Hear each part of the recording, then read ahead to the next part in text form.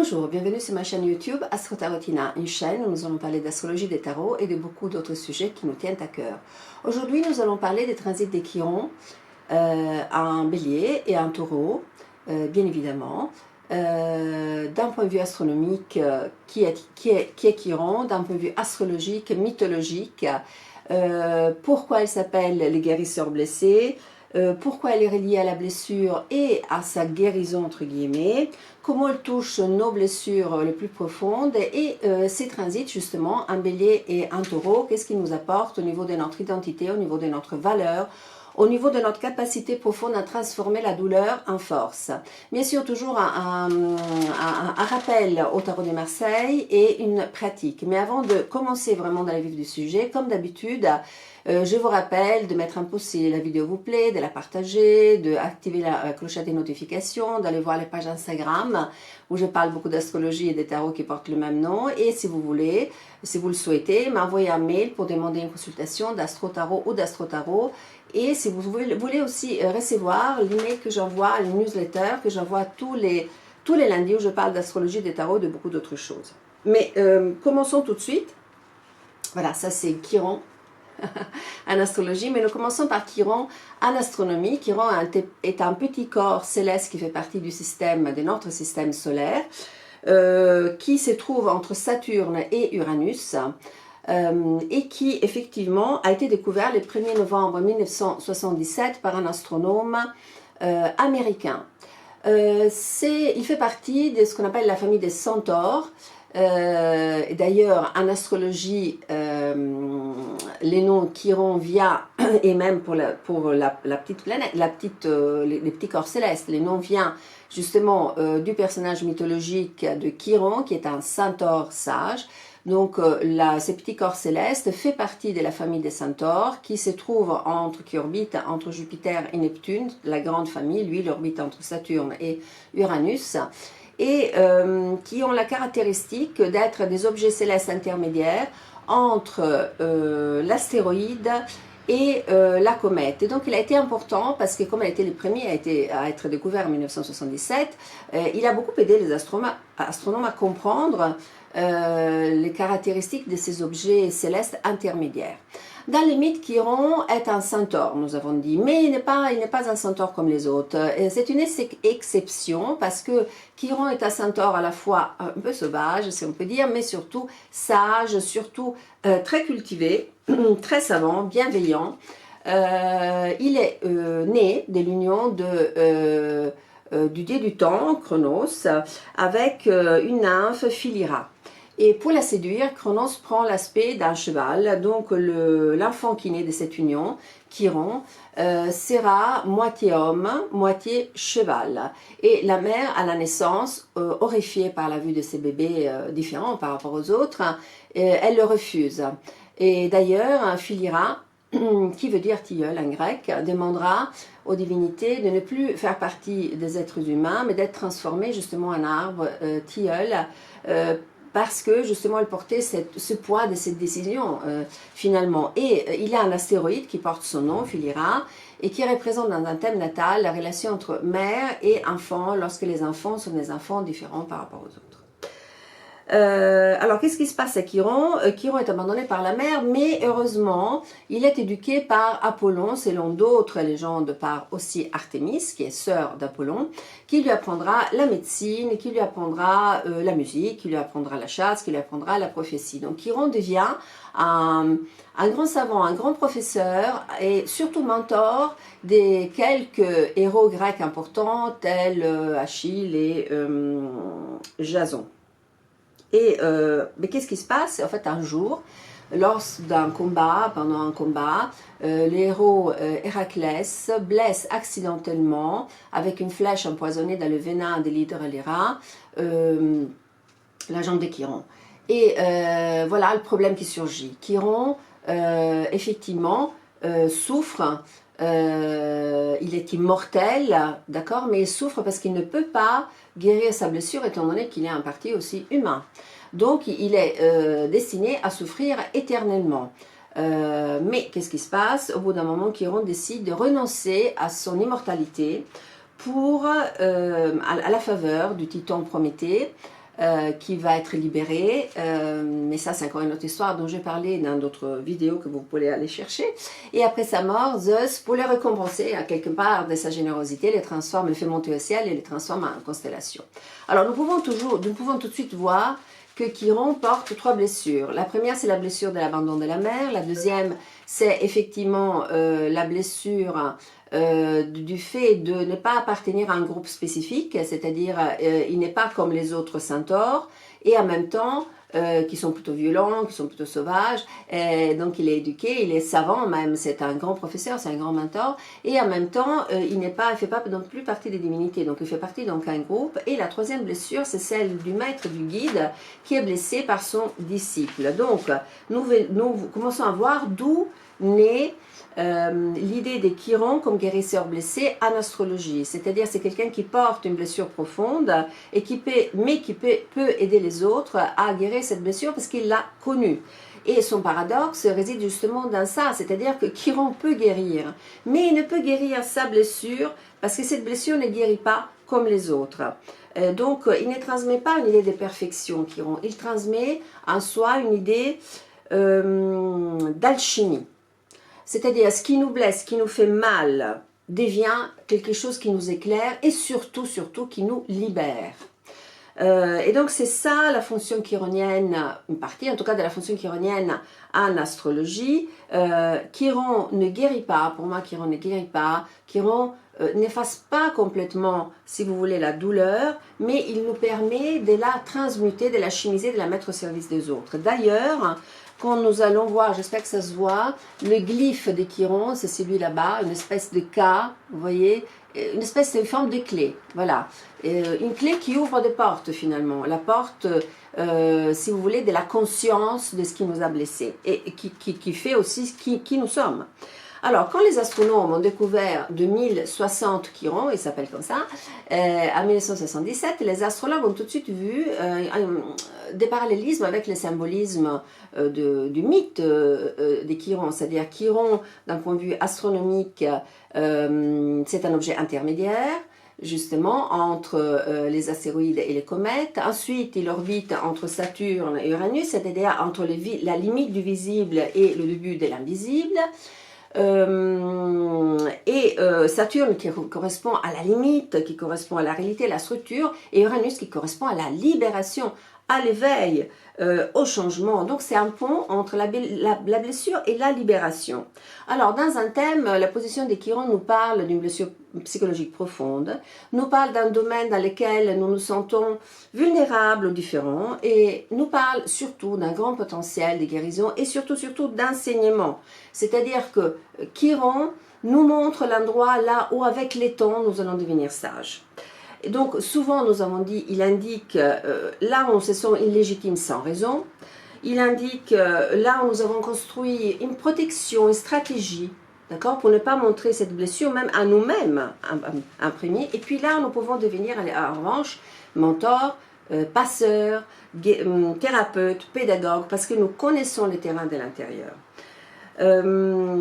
Souvent on peut dire que nous allons voir en fait que Chiron correspond à une blessure qui peut être liée à une honte, par exemple, je ne suis pas assez quelque chose, à une compensation, je me dois d'être, je ne sais pas, de devoir prouver quelque chose, contrôler quelque chose, ou même disparaître, ou même plaire, ou même performer.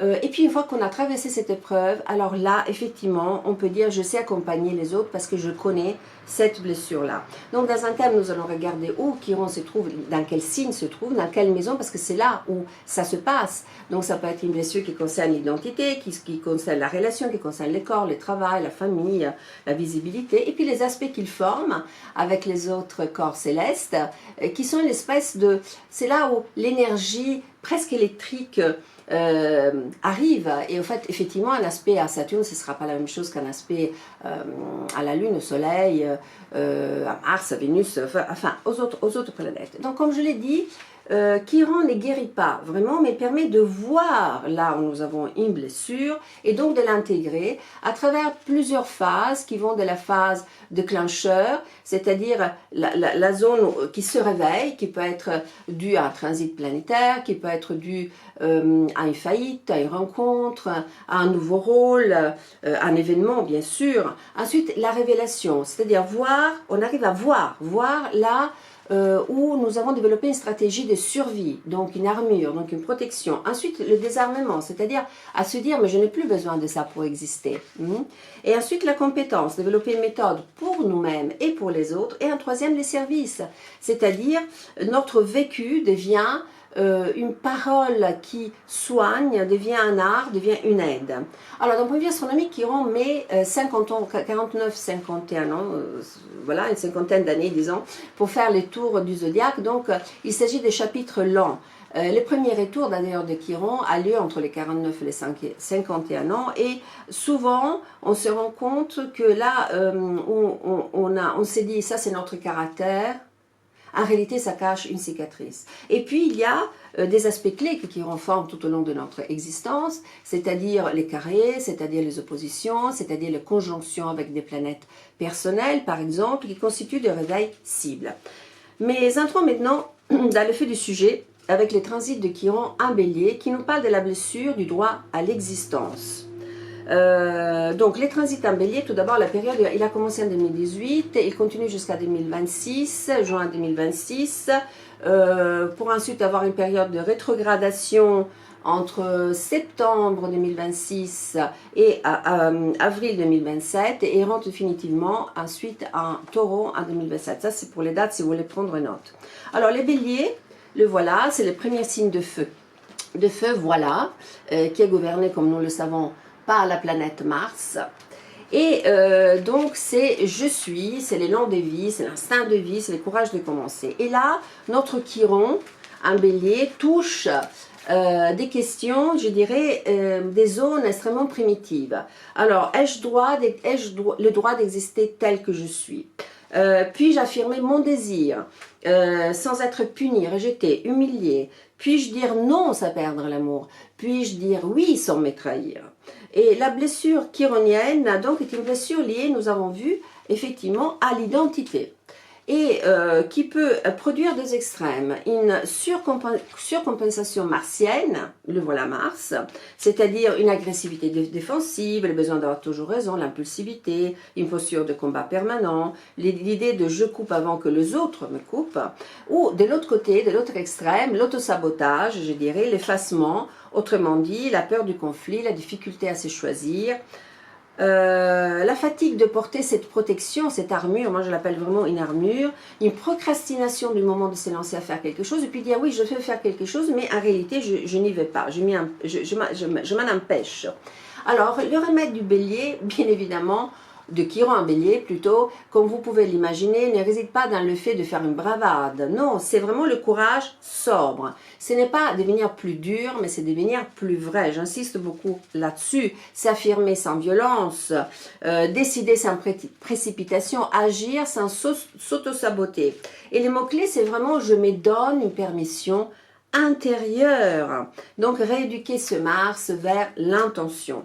Au niveau collectif, au moment où nous allons tourner cette vidéo, nous pouvons le voir, effectivement Chiron en bélier parle des crises d'identité, parle de guerre de position malheureusement, parle de colère identitaire, parle de quête de légitimité, mais aussi, et il y a aussi quelques côtés positifs, l'apprentissage de l'assertivité consciente. C'est-à-dire qu'au niveau collectif, on se rend compte de plus en plus, ok, nous avons fait, je me suis battue pour ne pas souffrir. Je ne me suis pas battue pour la vie que je veux. Donc je répète, je ne me suis pas battue pour la vie que je veux. Je me suis battue pour ne pas souffrir. C'est très différent. Et donc cela devrait porter au niveau collectif à la conscience d'une conversion. C'est-à-dire agir non plus pour fuir la douleur quelle qu'elle soit, mais pour construire quelque chose de vrai. Passons maintenant au transit de notre Chiron, le voilà. Un taureau, le voilà le taureau, signe de terre, la voilà la terre, le maître est Vénus du taureau, d'accord? Donc, si les béliers disent j'existe, les taureaux, lui, il dit j'habite mon existence. Le taureau est relié à ce qui est réel. Donc, le corps, la matière, le plaisir, les ressources, les rythmes, la sécurité. Alors, les dates de ces transits, donc la première entrée de Chiron en taureau a lieu le 19 juin 2026 jusqu'au 17 septembre 2026. Ensuite, il y a une rétrogradation en bélier de septembre 2026 jusqu'à avril 2027 et Chiron rentre définitivement en taureau le 14 avril 2027 jusqu'au 19 juillet 2033.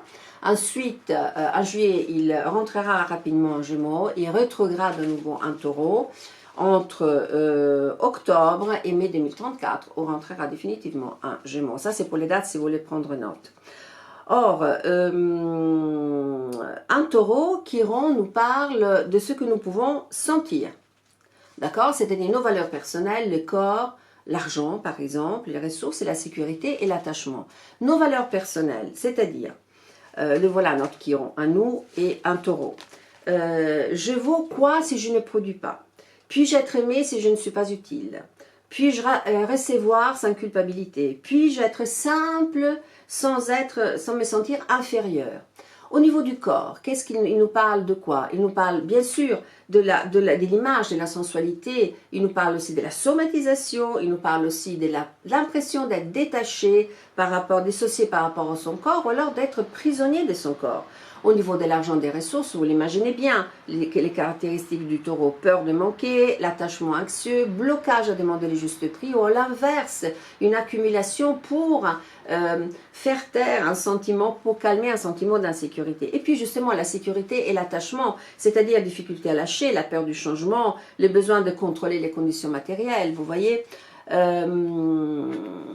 Et comme figure, je vous invite à aller voir le thème, effectivement, de deux personnages qui ont Chiron en taureau, Gandhi et Churchill. Et pour Chiron en bélier, j'avais oublié de vous dire, effectivement, vous pouvez aller voir les thèmes, non, c'est l'inverse, excusez-moi. Chiron en bélier, c'est Gandhi et Churchill, et Chiron en taureau, c'est Einstein et Martin Luther King. Or, donc l'enseignement de Chiron en taureau donc, ne réside pas dans le fait d'accumuler et de stocker. Au contraire, c'est le fait d'avoir une compétence mais intérieure.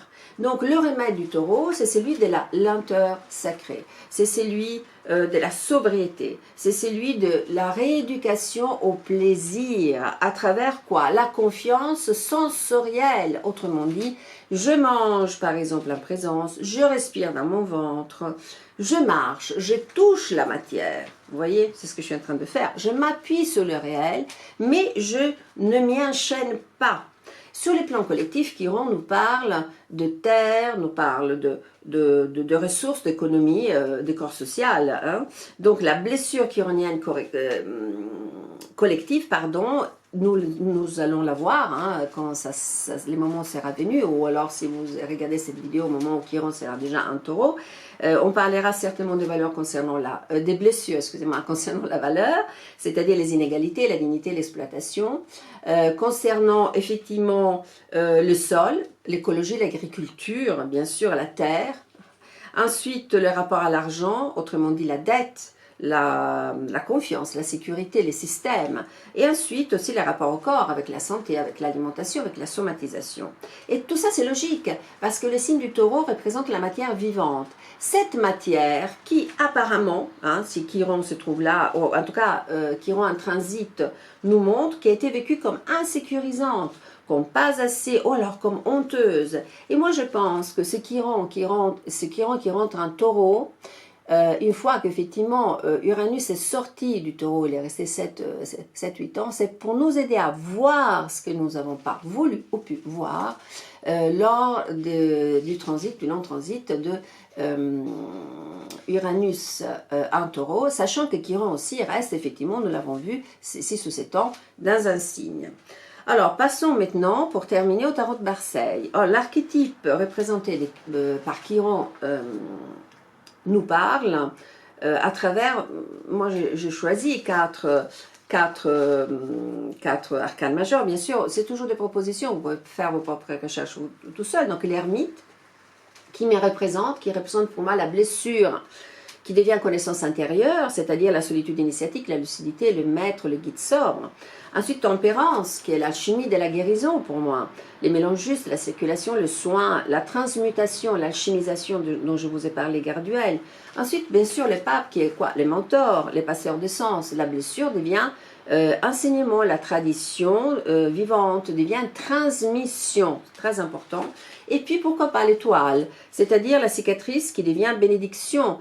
Une vulnérabilité lumineuse, une confiance restaurée et une eau qui purifie. Donc on pourrait dire que l'ermite, enfin que plutôt, voilà, Chiron, le voilà Chiron, est un ermite, le voilà, qui a appris tempérance, la tempérance on peut dire dans ces cas-là, pour devenir pape et nous offrir l'étoile.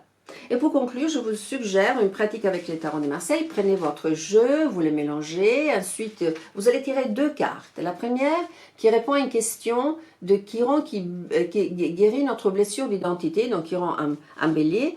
Où est-ce que je confonds me confondre avec être moi-même? Et vous tirez la carte. Et ensuite, une deuxième question qui incarne Chiron un taureau.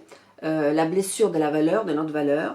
Qu'est-ce que je crois devoir mériter alors que la vie veut me l'offrir comme droit à l'existence. Et comme d'habitude, observez ce qui surgit de ce tirage sans juger, faites-vous confiance à votre capacité à relier la logique et l'intuition, les raisonnements et les sentiments.